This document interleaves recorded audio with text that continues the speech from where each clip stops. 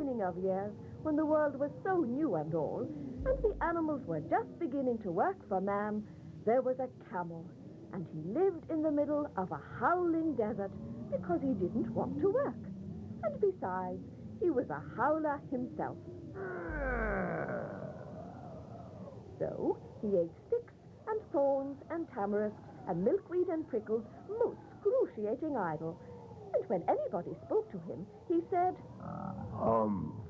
just, and no more. Presently, the horse came to him on Monday morning, with a saddle on his back and a bit in his mouth, and said, Camel? Oh, Camel, come out and trot like the rest of us. said the camel, and the horse went away and told the man. Presently, the dog came to him, with a stick in his mouth, and said, Camel! Oh, Camel! Come and fetch and carry like the rest of us. said the camel, and the dog went away and told the man. Presently, the ox came to him, with a yoke on his neck, and said, Camel, oh camel, come and plow like the rest of us. said the camel, and the ox went away and told the man.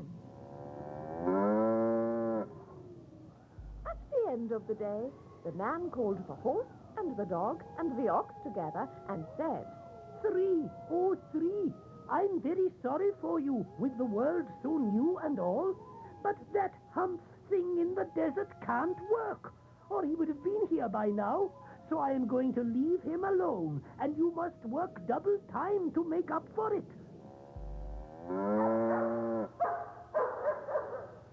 That made the three very angry, the world so new and all.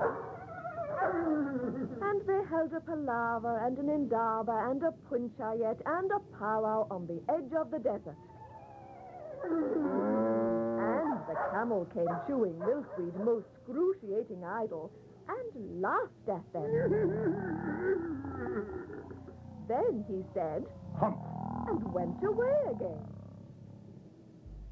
Presently, there came along the Jinn in charge of all deserts, rolling in a cloud of dust. Jinns always travel that way because it is magic. And he stopped to palaver and powwow with the three. Jinn of all deserts, Said the horse. is it right for anyone to be idle with the world so new and all? Certainly not. Said the Jinn. Well, Said the horse. there's a thing in the middle of your howling desert, and he's a howler himself, with a long neck and long legs, and he hasn't done a stroke of work since Monday morning. He won't trot.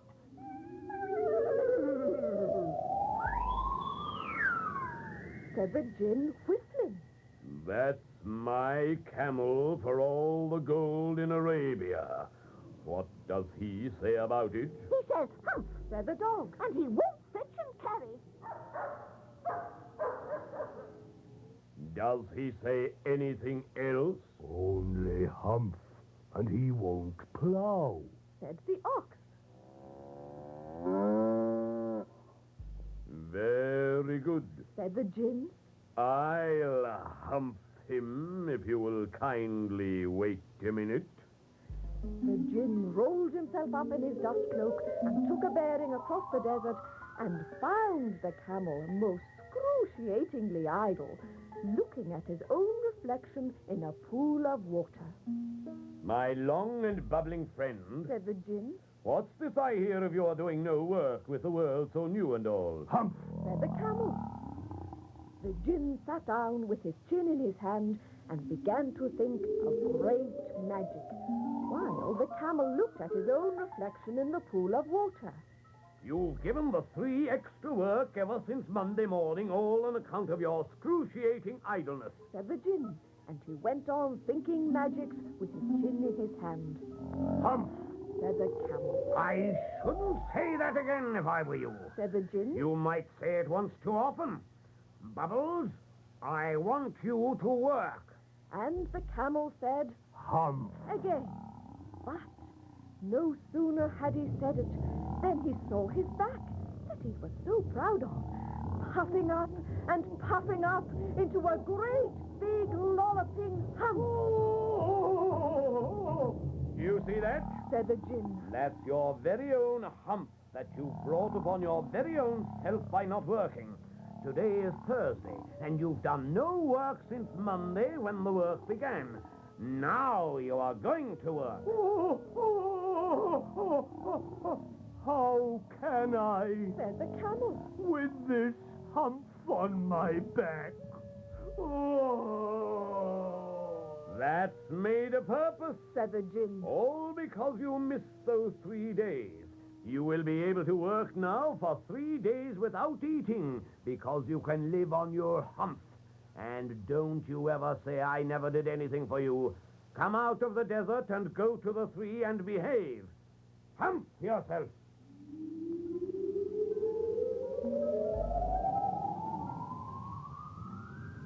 And the camel humped himself, hump and all, and went away to join the 3.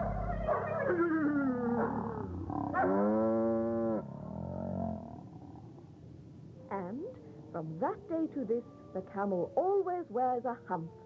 We call it hump now, not to hurt his feelings. But he has never yet caught up with the 3 days that he missed at the beginning of the world. And he has never yet learned how to behave.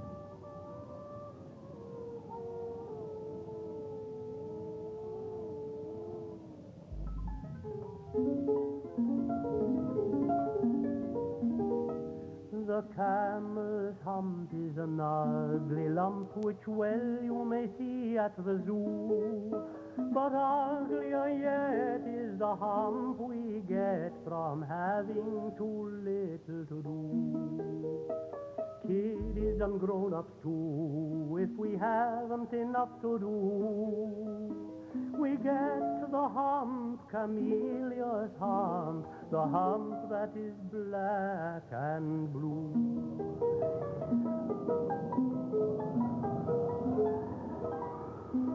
We climb out of bed with a frowsly head and a snarly, yarly voice. We shiver and scowl and we grunt and we growl at our bath and our boots and our toys. And there ought to be a corner for me, and I know there is one for you. When we get the hump, Camelia's hump, the hump that is black and blue.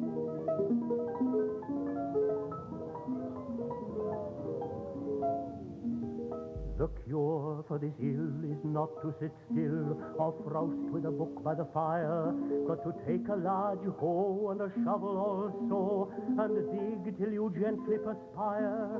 And then you will find that the sun and the wind and the gin of the garden too have lifted the hump, the horrible hump, the hump that is black and blue.